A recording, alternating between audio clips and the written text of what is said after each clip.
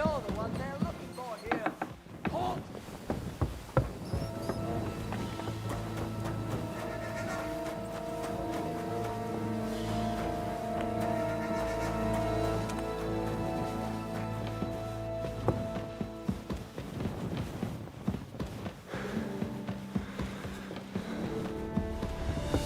Hey?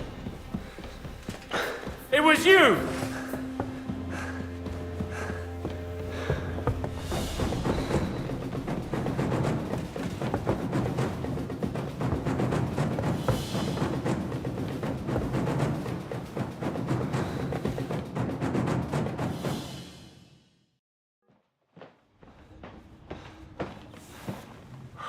Did you get it? Yeah.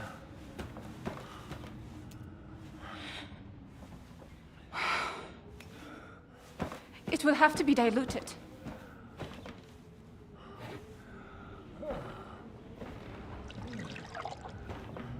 His fever is getting worse. If this doesn't work, I don't think he'll last long.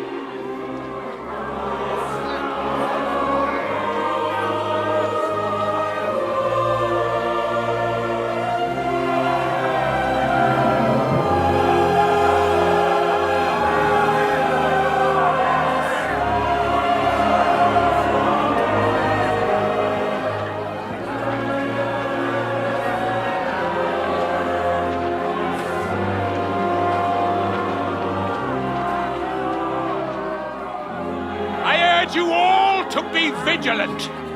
These days we have all sorts of vagabonds, drifters, outlaws and bandits roaming the country.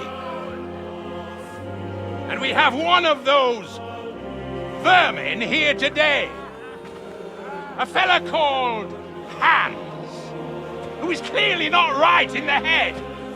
A dangerous madman, a brawler, and a thug, the worst of all, a poacher.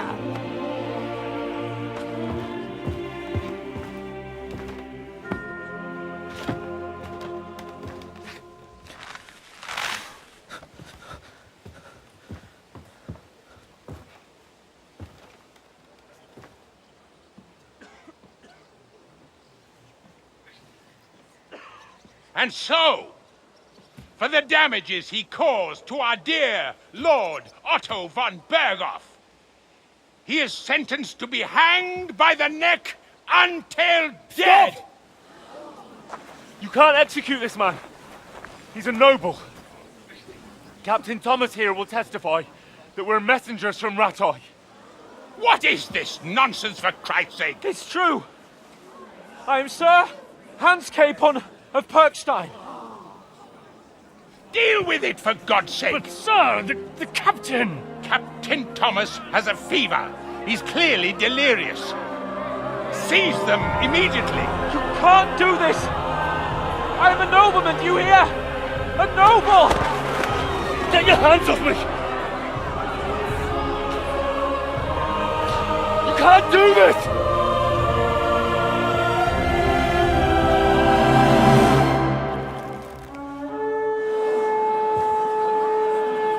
Open the gates!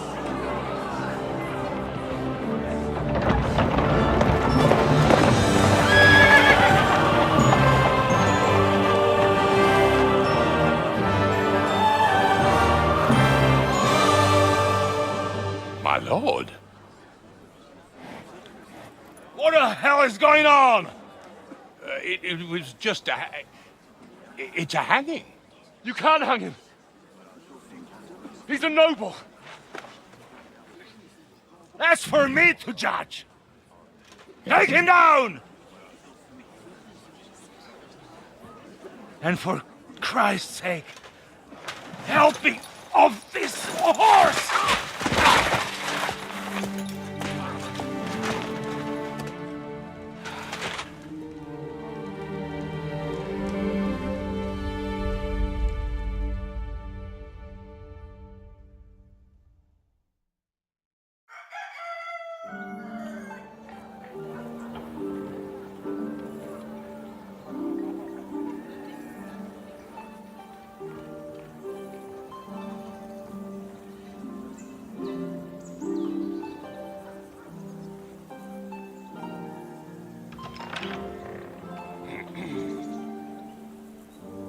You may enter.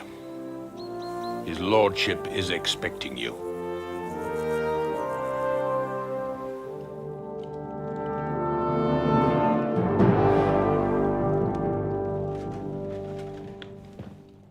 So, you're messengers from Ratai, huh? I was wondering when someone would turn up. All right, then. Let's hear it.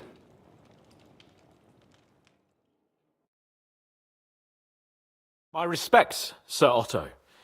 I am Sir Hans Capon of Perkstein, and this is Henry of Skalitz, my escort. Welcome to Trotsky, gentlemen. I'd greet you standing up as befits, but I'm glad I can even sit at the moment. I heard you were ambushed by outlaws. You heard right. Those bastards did a job on me. And I got out luckier than most. Almost all the others were killed, including my page and my surgeon. So there is no one here to heal me, and I will have to inform poor Albert's father that his son died in my service. I hope your health will soon be restored, sir. We shall see. But now, you tell me what happened here in Herrgottsnamen. Why did my chamberlain try to hang you, Lord Capon? In truth, the welcome we got from your Master Chamberlain was somewhat... how shall I put it? Well, it was somewhat unexpected. I must say, it was the first time I had a noose around my neck, and it wasn't the most pleasant experience. Please, accept my apologies, sir. And that of my chamberlain, too. Is that not so, Ulrich? I must say in his defense that he had my orders not to admit anyone to the castle, and to be cautious. I understand, sir. At home, some bandits got into Tamberg by subterfuge, and it cost us a lot of effort to reconquer it. I'm glad you understand. Anyway, let us leave this misunderstanding aside and get to the point. As far as I'm aware, Ratai showed no interest in negotiations before, either with me or with the League of Lords. True. Our houses have thus far stood on opposite sides. I should say so. Attacking Brno and Jihlava together with that renegade Sokol of Lemberg hardly inspired our sympathy. But let us leave that aside. Tell me, what does Sir Hanush have on his mind? I am all ears. Unfortunately, during the ambush, we lost the letter we were carrying, so you'll have to make do with my word of mouth. All right. Go ahead and speak. In brief, Sir Hanush, Sir Radzig, and other lords take the view that the situation has got out of control. And that's of no benefit to anyone in Bohemia, neither Wenceslas's supporters or the League of Lords. King Sigismund's actions will not lead to instilling greater order than under King Wenceslas. Quite the contrary. Let us say that maybe. What arises from it? Sir Hanush and the other lords on our side are interested in knowing what the stance of the League of Lords is at this moment, and whether they haven't perhaps reevaluated some things. In other words, whether I might betray Sigismund. I wouldn't be so bold as to suggest that, sir. We are merely interested in whether you would sit down at the negotiating table with us. It's necessary to discuss the future of the kingdom, whether it's to be a common one or not. The future is still a long way off for me, Lord Capon. Nonetheless, Sir Hanush and Sir Radzik are right. There is disorder and anarchy in the land. Bandits riding roughshod all over. As we all know, to our cost. We've had plenty of experience of that at home too, sir. Only a short time ago we had to deal with a similar band. Then you will surely understand that before I begin debating who would be the better king, I must sweep my own doorstep. Only I'm damned if I know how to do that, since those bastards have wiped out half of my garrison, including my captain. If I may be so bold, sir, you're not the only one. We also have a score to settle with them, so Henry and I will gladly help you. Is that so? Now that is what I call the words of a knight, Sir Hans. Right now, we've got a common enemy. So we have common interests, too. So then, sir, may we be of assistance to you? Indeed you may. Perhaps in the end we may really find some common ground. I need to muster sufficient reserves to deal with those outlaws once and for all. I'm summoning my vassals here to Trotsky. And since I don't have many men left to send as messengers, I will gladly accept your help. Just say the word, sir. Where should we go? You'll go to Nebakov, a small castle, or rather a fortress among the cliffs. The yeoman there, Jaromir Nebak, is an old hardhat and may not be very willing to fulfill his obligations. It would be useful if an eloquent noble like yourself visited him to explain him clearly why I need his whole garrison. Is that all, sir? It's no simple task.